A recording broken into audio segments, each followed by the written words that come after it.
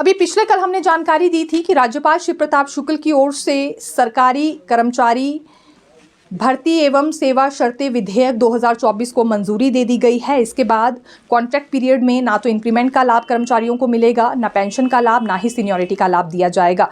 खासतौर पर वो कर्मचारी 12 दिसंबर 2003 के बाद जो नियुक्त हुए हैं, इन्हें कॉन्ट्रैक्ट पीरियड का कोई भी लाभ नहीं मिलेगा। हालांकि कई केसेस देखिए कोर्ट का दरवाज़ा खटखटा रहे थे। सबसे ज़्यादा तो शिक्षा विभाग में ऐसे केसेस थे जो इंडिविजुअली कर्मचारियों की ओर से जब कोर्ट का दरवाज़ा खटखटाया गया तो उन्हें इस केस में जीत भी हासिल हो रही थी और सरकार को आदेश जारी हो रहे थे कि कॉन्ट्रैक्ट की अवधि से ये लाभ दिए जाए।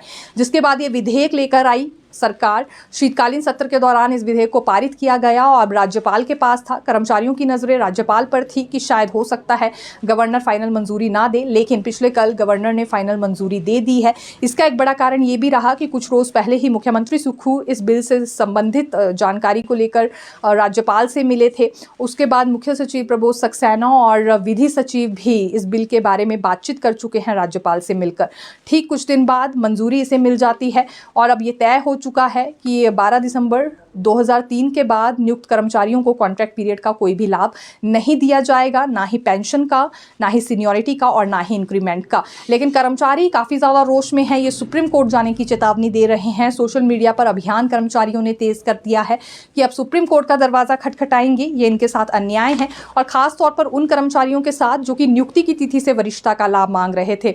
इसी एवज में यहाँ पर इन्होंने एक बड़ा संगठन तैयार कर लिया था जिसमें 60 से 70 हज़ार के करीब कर्मचारी जुड़ गए थे और ये मांग कर रहे थे कि इन्हें डेट ऑफ अपॉइंटमेंट से सीनियरिटी का लाभ दिया जाए, यानी कि नियुक्ति की तिथि से वरिष्ठता का लाभ दिया जाए। अब फिलहाल इस मांग के वैसे ही कोई मायने नहीं रह जाते हैं जब कॉन्ट्रैक्ट पीरियड में कोई भी लाभ नहीं मिलेगा। ये विधेयक पारित होने के बाद फाइनल मंजूरी के साथ हमारे समक्ष आ चुका है।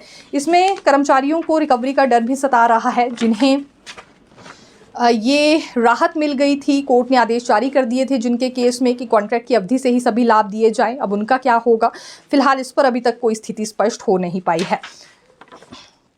केंद्र सरकार ने हिमाचल प्रदेश को एक बार फिर पत्र लिखा है यूपीएस लागू करने के लिए और पूरे मामले में देखिए राज्य सरकार की ओर से क्या प्रतिक्रिया है वो भी आपको बताते हैं। केंद्र सरकार ने दूसरी बार पत्र लिखा है राज्य सरकार को कि अपने राज्य में यूपीएस लागू करे। इसकी एवज में 1600 करोड़ की आर्थिक मदद भी केंद्र सरकार की ओर से की जाएगी राज्य सरकार की। लेकिन पूरे मामले में सुक्खू सरकार का ये कहना है कि इससे पहले भी पत्र आया था, अब भी आया है और ओपीएस यहाँ के कर्मचारियों के लिए लागू कर दी गई है क्योंकि ओपीएस चुनावी वादा था और ये वादा सरकार को पूरा करना था। इसीलिए पहली कैबिनेट में 1,36,000 के करीब कर्मचारियों को ओपीएस दी गई है। इसके बदले में राज्य सरकार के साथ भेदभाव भी हो रहा है। जैसे कि देखिए यहाँ पर लोन लिमिट कम कर दी गई, 6,600 करोड़ रुपए तय कर दी गई है। ये जो कटौती की गई है लोन लिमिट में। और दूसरी बड़ी बात ये कि एनपीएस कर्मचारियों के 9,000 करोड़ रुपए भी अभी केंद्र के पास फंसे हैं जिन्हें नहीं दिया जा रहा है और अब बार बार दबाव राज्य सरकार पर बनाया जा रहा है यूपीएस लागू करने का। लेकिन यहाँ ओपीएस लागू हो चुकी है, अपना चुनावी वादा सरकार ने पूरा किया है जिससे वो पीछे नहीं हटेगी। हिमाचल प्रदेश विश्वविद्यालय ने एक नया फॉर्मूला भर्तियों के लिए निकाला है। अभी वहाँ आचार्य, सहायक आचार्य और सह आचार्य की भर्ती होने जा रही है और ये भर्ती नए फॉर्मूले जिसे कि मार्क्स मैट्रिक्स फॉर्मूला नाम दिया गया है इस पर लागू होने वाली है। इसे लेकर अधिसूचना भी जारी हो गई है, यानी कि नए फॉर्मूले से भर्ती की जाएगी। ये अधिसूचना जारी हुई है। हालांकि ये 13 दिसंबर को कार्यकारिणी परिषद की बैठक हुई थी, उसमें निर्णय लिया गया था कि अब मार्क्स मैट्रिक्स फॉर्मूला लागू किया जाएगा। हिमाचल प्रदेश विश्वविद्यालय में जो भी भर्तियां होती हैं अक्सर उन पर सवाल उठते हैं, धांधलियों के आरोप लगाए जाते हैं, पारदर्शिता को लेकर भी सवाल उठते आए हैं। अब ये पारदर्शिता बनी रहे, आने वाले समय में आरोप ना लगे, इसीलिए ये मार्क्स मैट्रिक्स फॉर्मूला अपनाया जा रहा है।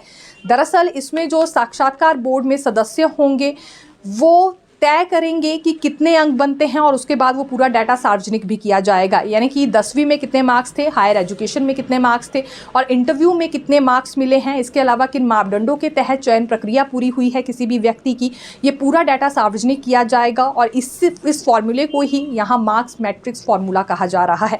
खैर अब इससे युवा कितने ज़्यादा सेटिस्फाइड होते हैं देखना रोचक रहेगा, क्योंकि अन्य भर्तियों में भी हिमाचल प्रदेश विश्वविद्यालय के अलावा जो अन्य विभागों में सरकारी भर्तियाँ भी हो रही हैं उसमें भी धांधलियों के आरोप लग रहे हैं। तो क्या ये फॉर्मूला मार्क्स मैट्रिक्स अन्य युवाओं को भी पसंद आने वाला है, क्योंकि ऐसी व्यवस्था तो आने वाले समय में कहीं भी लागू की जा सकती है।